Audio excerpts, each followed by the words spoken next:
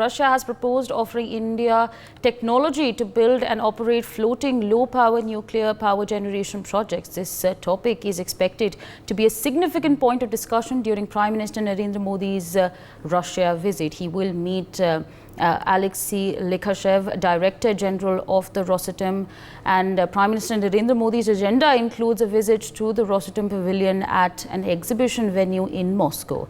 India and Russia have long-standing and stable ties, with key pillars being defense and energy. While 2000 was an important year in terms of announcements of India-Russia annual summit, 2010 saw the upgradation of ties to special and privileged strategic partnerships. Trade ties between these two countries currently stands at $65 billion. Dr. Sharad Kohli, senior economist, with us on the broadcast. So thank you so much for taking our time and rather being patient with us on the broadcast. Now, when, of course, 85% of the crude oil that India imports is from Russia, a total crude oil import, in fact, stands at $31.02 billion, which is, in fact, in 2022-2023 been increased by 19.1%. And, of course, if we also talk about the Kudalakurum nuclear power plant, there's a lot that's happening in terms of energy cooperation between the two countries. Now, in your assessment, how is this going to then progress, and how are Russia and India going to then benefit from these ties in terms of energy cooperation?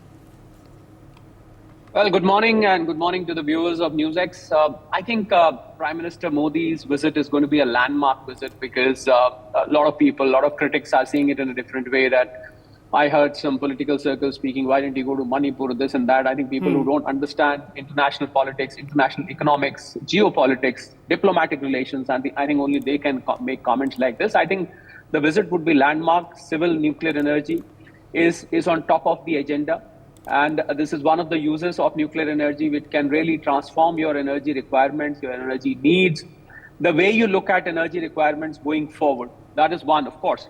And then I think defense ties are very important. I mean, let's not forget that some of the wars India have fought back in 1971, 1962, 1965. A lot of those wars have been fought on the Russian-made tanks and Russian-made weapons. We all know this. And now, decades after that, India itself is becoming a defense exporter. So I think India will be looking at Russia to supplement and complement its defense capabilities, which India is building. So some of the raw materials, some of the nuts and bolts, some of the major components which these particular manufacturing facilities in India need are being sourced from Russia. So now India is looking at Russia in a defense perspective in a different manner altogether.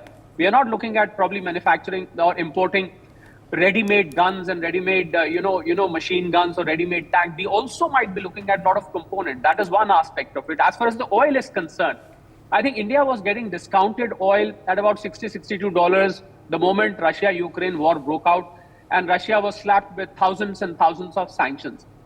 And I think India saved a lot of foreign exchange during that period. But gradually, as we progress, the discount has been seemingly withdrawn, or it's very, very nominal. I mean, the crude oil today prevails at about $86, $87. We are not getting a big discount, but we have managed to establish a very sound rapport with Russia, with the Russian exporters of oil. And the rupee-ruble trade, I must say that, for the benefit of NewsX viewers who do not understand how international payments happen and what is a Nostro account, the Russian bank opens an account in very simple terms. The Russian bank opens an account in India, and anything which Indian importer for oil pays, deposits in rupees to that account. Now, because India-Russia bilateral trade is in a very skewed situation, because we've got about in 23-24, we had about $46-47 billion of bilateral trade, out of which $4 to $5 billion was Indian export, whereas the rest of it was Russian import. Most of it was oil.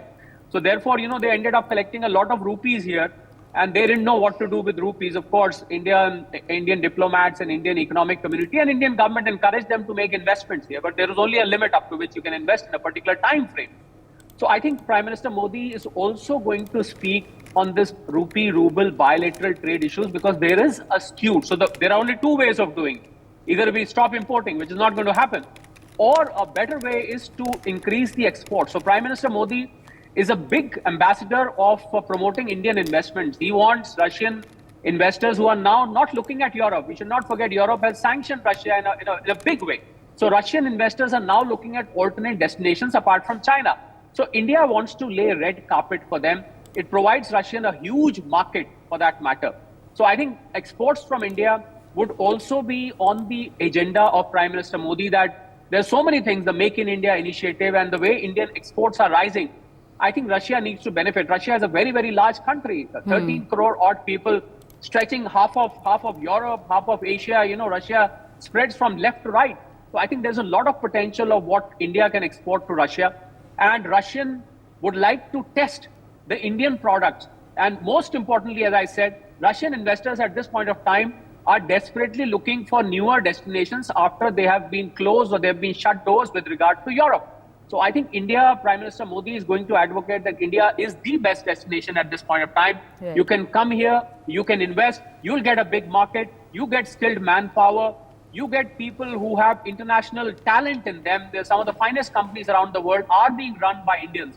So I think Prime Minister Modi is going to that. India is an economic superpower and no country across the world can now afford to ignore India. So I think President Putin knows that. He's been appreciating Prime Minister, and India's neutral stand has been fascinating, Russia, I would say, because India is the largest nation in the world at this point of time, which has got a neutral stand. It is friends with the US, friends with the West, and friends with Russia. There is no other country of the size of India which is now being friends with both these, divisions across the world.